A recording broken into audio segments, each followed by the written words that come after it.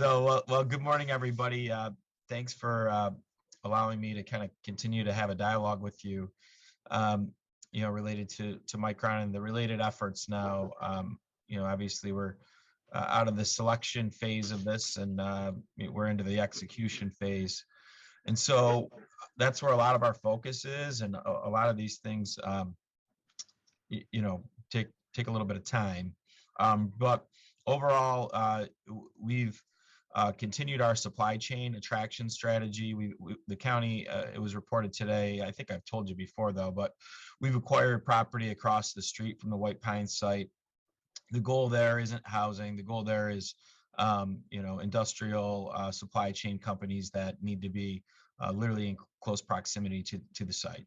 And so that's we have been actively working with companies. We do have commitments from companies, which means more jobs, and obviously to all of you, that's going to be more economic activity for you. And we're really close to another one of the things we're seeing now is that there's other companies that are in the, say, semiconductor space, not necessarily Micron related, that are talking to us, and we're really close on a deal, a 9-figure deal, with another entity too. So there's a lot of good things going on. So strategically, obviously around the site, many of you probably have listings. Some of the listings are very high. I understand you're trying to see what you can get. But the county set the market so far for what we bought. So any other land we want, we know what we paid for, and we paid on the high end. So, you're not going to hose us. But overall, at some point, I do think some of the other players will come in and probably, set the market. I know that's what everybody's trying to figure out, what that's going to be like. As importantly, outside of supply chain strategy, is growing communities. And one of the things that we've had success with, and have talked to some of the town supervisors, specifically in Clay, Cicero, Van Buren, and Lysander, as we have a concept where we received input from some the home builders and obviously our planners, but looking at zoning and potentially a kind of robust, what we would call like maybe a Micron zone, where it wouldn't be wide ranging but focused, to complement some of the center driven development that we've been pushing, and that and also to look at some of the other zoning. So certainly I know some of you have listings that are zoned things other than residential. Some properties may not have infrastructure with some of these zoning either. So that's a different issue overall. But we have an item that's going to our legislature through the Ways and Means that already went and received support, so it'll pass next week. But we have earmarked $1 million to go and work with towns and villages on their own comprehensive plans. And so the county comprehensive plan is done. That's kind of the regional plan. We want each of these communities to have, if they don't, some of them do, communities in the east are better at it than the communities in the north. They need their own plans. We need a roadmap for development. And so within those plans, zoning is going to be looked at. And certainly our team, we've beefed up our planners overall. We're going to be working with these municipalities as well. So that's going to give more direction to you all, and to potential consumers. Again, directly around the site, I would envision, and when I say that, I mean within a couple miles of the site. If there's land, we envision that more potentially for commercial opportunities at first. If we're successful, industrial opportunities, maybe that doesn't happen the way we think it's going to happen. And then certainly then housing, but there's a lot of land there. There's a lot of things we can do within the existing wastewater footprint today. That's where, if I were you, I'd be looking at clients today, where there's wastewater today for phase one of this. That's where the focus is going to be on residential growth. Certainly, once the second fab's under construction and things are really growing at an accelerated pace, then we have to look at extending the wastewater at that point for sure. But that's kind of from, supply chain. We're planning. We have dollars going into local governments to plan. Zoning is going to be a big piece of that, to understand that, to be able to give communication to you and the developers. Um, those are the big things. Micron was here not too long ago, developing out their workforce partners. One of the things that we're seeing is that these partners are now investing. Think of Syracuse University; they're investing more now in attracting more engineering talent related to their workforce. I think you're going to continue to see this. We have a workforce development initiative with OCC, where we're building a clean room for the semiconductor industry. That's a $10 million project, and which is important too for the college itself. Higher ed overall has been taking a beating overall as less people go into it, and the community college is not immune to that. So the community college now has that anchor tenant where they can kind of realign what they do and their offerings to people, to adult learners and to young people. And so that's an important one. We're focused very much so, and in our state of the county, which will be March 15th, we'll probably have additional workforce programming and a new initiative related to our medical industry, which is suffering tremendously in year 3 here of the pandemic. So specifically, we need more nurses, and we have a pretty ambitious proposal we're going to roll out there. But again, population growth is happening. That's good for all of you. The project itself, the anchor tenant project with Micron, is happening. They are spending money at a rapid pace as we get the site ready. The CHIPS Act itself, the Federal CHIPS Act, which is a key driver for all of this, kind of the application process has come out. And what we like in it is many of the things that are in that are things that we are already doing here. So they basically took us as a model. When you think of to apply for CHIPS Act, one of the conditions is you need on-site childcare for the construction workforce and for your workforce. That's something that we are doing, right? We already inked that with Micron. There are many other things about community reinvestment, things we're already doing with. That bodes well for Micron to be able to not just get the maximum award from the federal government, but there's a waiver process where you can get more federal funds. And the more funding they capture up front, the faster this happens for them, related to that second, that third, and fourth fab. And remember, the $100 billion is based off of a 4 fab campus. Our site at White Pine is designed for a 6 fab campus, so they have the ability to even grow faster as things happen. So a lot going on, and they did hire a design firm, Excite. They're one of the key players in this space. Jacobs is another worldwide engineering firm that can do this.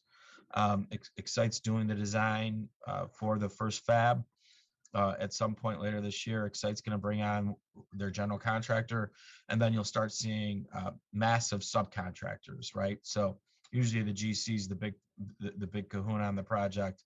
The reality here is that GC is going to be kind of like a planner, and there's going to be multiple subcontractors, and so it'll probably be regional players, local players as well in that. So that's the first flow. Once the construction teams developed, then you're going to see the construction workforce start to form.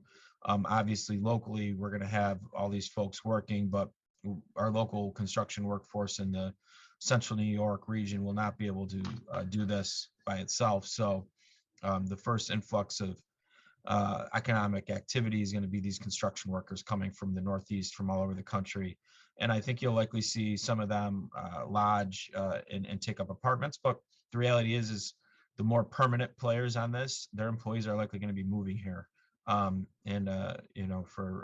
the next 5 to 10 years at least. Happy to take questions. Okay. Anything in the chat? We have one right now. Let's see here. I'm noticing a large uptick in negative comments regarding Micron water usage and power usage on several social media platforms. Will this be addressed? I mean, look, there's negative Nellies out there everywhere. I hear from them all every day. They tell me how great of a job I'm doing. But the reality is that we got the Micron deal because of our abundance of water and because of the abundance of gas and electric and the site and the wastewater and then what we could do on workforce. So if we didn't have those assets, we wouldn't have won the project. So they're going to be our largest customer across the board. So they will use the most water, they will use the most wastewater, they will use the most gas and electric. And that's actually good for National Grid. That's good for Onondaga County because they'll help subsidize essentially the cost for all the rest of us. So, we have the capacity. It's not that Micron's going to come in and all of a sudden there won't be water for the rest of us. That's so everyone understands we have a massive piece of infrastructure that brings water in from Lake Ontario that will go to this site. In addition to that, we pull and can pull from Atisco Lake and Skaneateles Lake. The Great Lakes aren't going dry in our lifetime. And so that's, something that is an asset for the Northeast communities, quite frankly. And because of that, we'll likely, see more activity when it comes to manufacturing. Mm-hmm. Ryan, do you have a lot of applications for the OCHIP developers? Yeah, we do. I'm going to get a new list of applications, and then we're going to have the committee meet, and we'll probably make our first awards and announce our first awards at the State of the County address on the 15th. Okay, and are these mostly for apartments? Yeah. So think of it as kind of like projects that you need the gap financing. We've said it's going to be harder for us to justify basically funding a housing tract so that someone can sell $500,000 houses, right? Okay. So it's just justifiably very hard. But there's other things that we worked with the home builders on related to new construction that is a little bit more easier, right? So looking at the type of new construction, maybe in single family, that's done in other communities related to density, skinny homes, things like this in Nashville. Those are things we're very interested in, and we hope somebody looks at that. And I think there are people that will, but you will see mixtures and mixed use projects, senior housing projects, affordable projects. We want to see some single family and market rate too. But to your basic housing track, tough to justify doing that to for $500,000 properties when we don't, no matter what subsidy we give, it won't drive more affordability, right? $5,000 off a list price because we subsidize the housing track doesn't really do what we wanted to do. So we're working with home builders on other ideas as well to help make it easier for them. Has anybody talked about two-family building? Yeah, I mean, that could be affordable. Correct, and that's something that, again, when you're looking at that, all of the above strategy, that's something that's not done really a lot today. So for us, that's interesting. And so, especially in say like our corridors, right? Our Main Street corridors or potential hamlets or center driven corridors where we think the way to build a lot of density isn't to do it sporadically all over a community where there's more risk long term to the character of the community. Develop these centers and then make them very dense and create downtowns. So, those are interesting concepts to us. How about the aquarium? Any update on the aquarium? Yeah, we awarded the design to a team from CNS Engineers locally. Was the lead with the group that worked on the Georgia Aquarium. And the design's done. Again, the environmental review is being done now on the property at the Inner Harbor. We hope to have an operator on board in short order, and we hope to have the design complete at the end of 2023. So we are in the ground building it. Again, with that project, it's funny, you have that project at Micron at the same time. Clearly, the Inner Harbor is an area that is going to be hot, right? That's going to get developed and developed quickly. Actually, Destiny, for the negative press they get, there is a lot of interest to do different things there. It all, the synergies really are all there now with another driver there. And so I think you're going to see a lot of good things happening down at the waterfront. How about, there was a question on any update on Route 81?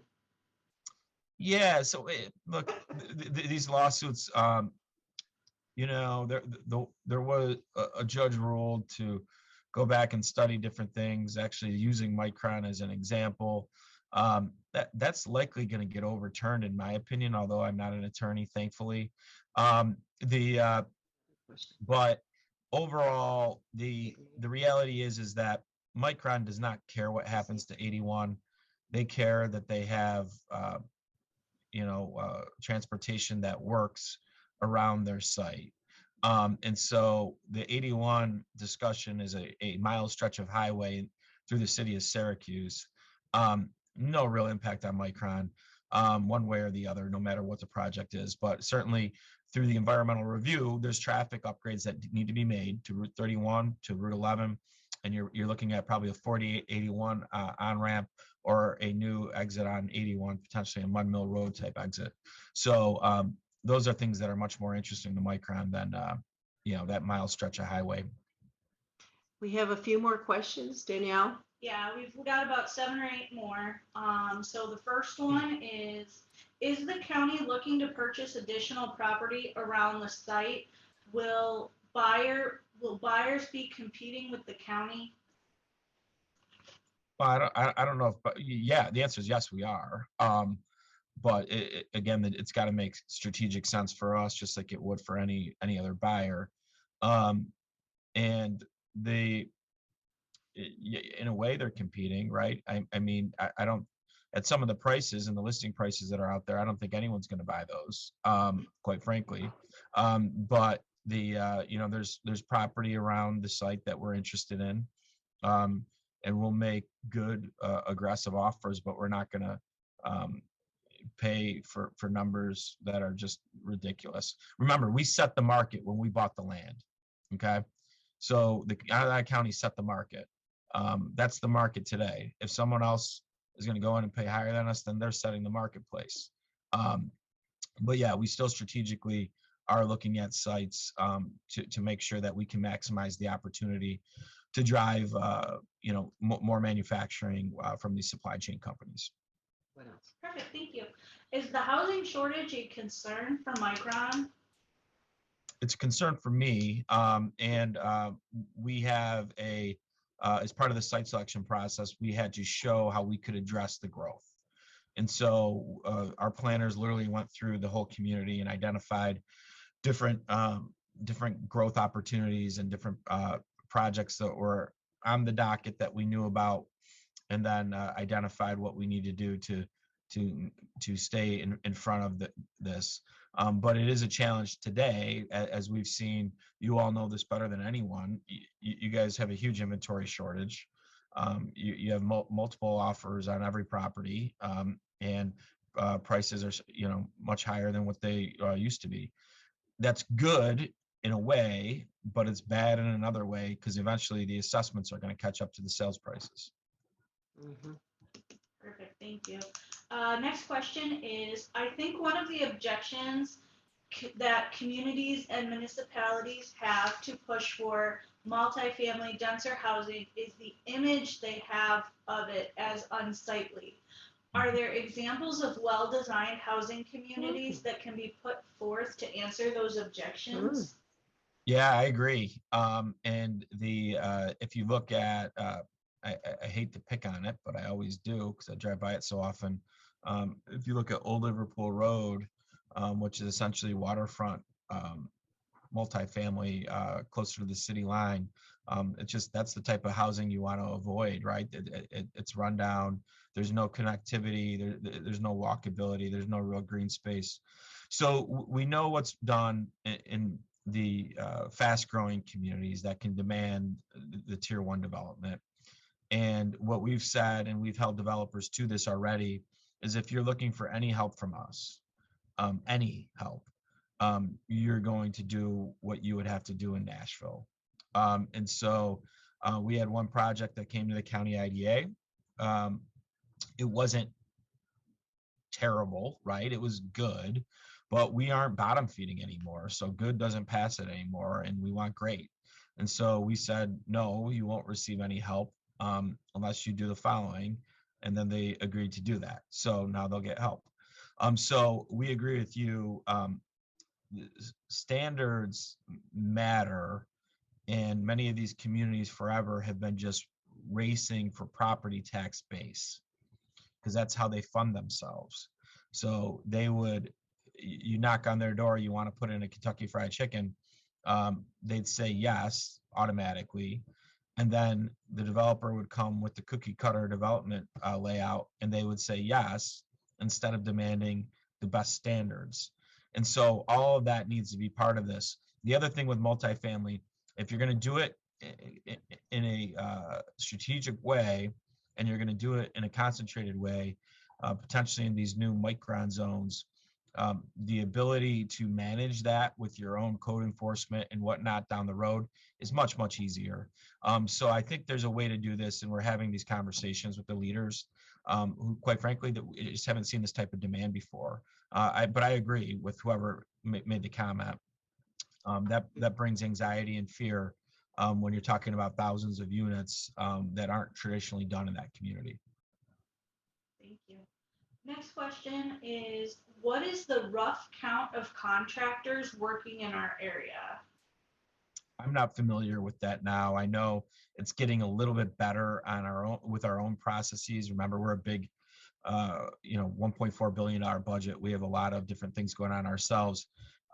We've seen prices starting to stabilize a little bit more, and turn times get better. But I'm not sure the number of contractors we have in the area specifically. Okay. Are there any incentives for single-family suburban development?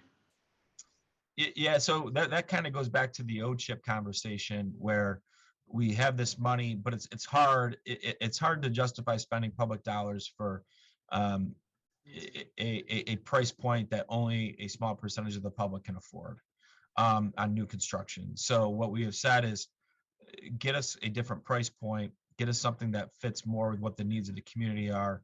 And we can look at trying to cover some infrastructure costs on some of that, which our hope would then be passed on to the consumer. Perfect, thank you. In past meetings, you have mentioned development of waterfront communities. Is there anything on the horizon for the Hamlet project in Brewerton on the forefront? Yes.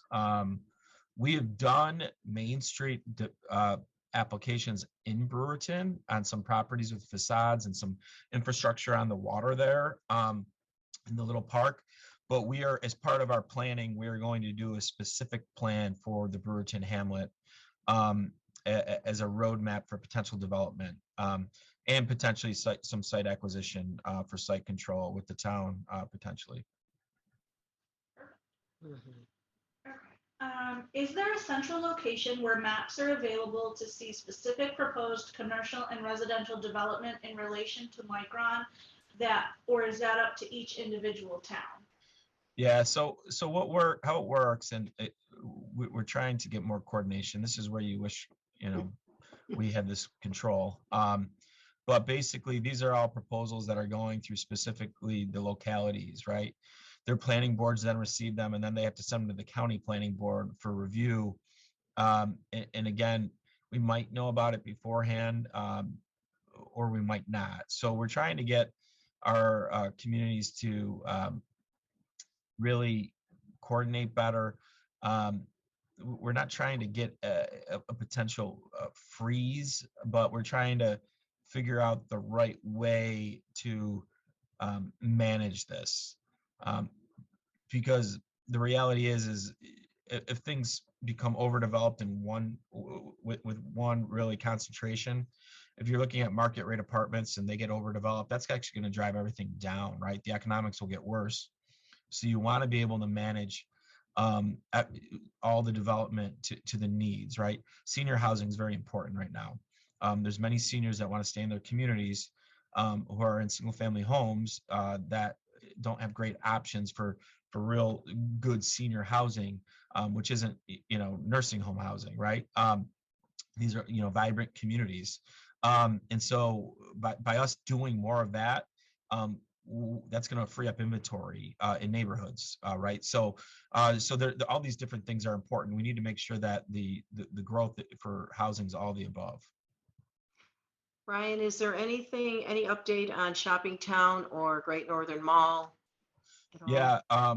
So Great Northern, even, the seller and the owner are having a little back and forth, but that's not going to jeopardize the sale of the project.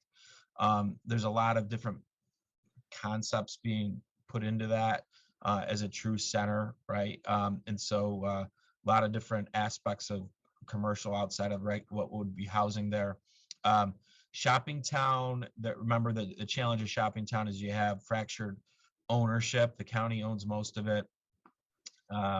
Benderson owns the old Macy's, and then this group called Transform, I believe, owned the Sears. My understanding is they're the preferred developer of Shopping Town, and Transform are very close to a deal. And Benderson has been more willing to work with us on common use agreements. So that transfer of that property needs to happen within the next 60 days, or the preferred developer starts paying some significant hard money to the county. So I think we'll see things pick up there shortly. Ryan, one more thing. I just wondered about the 500 units that are being built up by the zoo, the old Developmental center. Yeah. Exactly. So you have an architectural firm who's planning that out. Do you approve or does the city, who approves how that is going to be constructed? Yeah, so the city is going to review that, and then their planning commission, right? So obviously we're very interested in it. We run the zoo, so some of that acreage we actually want ourselves. Okay. And the county's interested because we're owed some money on that property, so we'll probably get paid back by the developer. But the city will control that process with their planning commission. It's just a great opportunity there, and that is affordable. I would imagine that was all apartments. Yeah, I think they're looking at a couple different things. I think they're looking at probably mixed income, where you'll have affordable units in there, obviously. But I think they're also looking at some commercial opportunities in there as well. Great. One more question. One more. Mm-hmm. Are the construction developers to build Micron, are they going to be local contractors, or will they bring their own? Yeah, so the design firm and then probably the general contractor will be national names, right? We don't have a local company that has the wherewithal to be the general contractor on this. You'll see probably subs that have a local presence today, but certainly will have a larger presence. Could some of our local construction companies be subs, like a Huber Brewer or a LaChase, a VIP, Hainer Hoyt, maybe? Sure. But think about how big those companies are. Those would be subs in a project like this. Yeah. And they may not want to do it, quite frankly, because it would probably eat up all their capacity, and there's probably more profitable work being diversified. So what will happen is that there's a project labor agreement, right? So 50% union, 50% non-union, but local labor will all be working on this. But again, there's going to be, you're going to run into capacity challenges there, where you can't source them locally. Then you'll go to the state, and then they're going to run into capacity challenges there because there's building going on across New York. And then you'll go to the Northeast, and then we'll probably run into challenges there. Then we'll go nationally. And at some point on some of the specialties, it will be foreign labor coming in, living here for a period of time. Mhm. Awesome. Well, Ryan, once again, thank you so much for your time today and your information. We'll see you on March 15th. Many of us will be coming to your address, and we will see you next month also. Yeah, look forward to it. See you soon. And thank you, Vaughn, for sponsoring this. Vaughn Lang. Thank you. Bye now. Have a great day.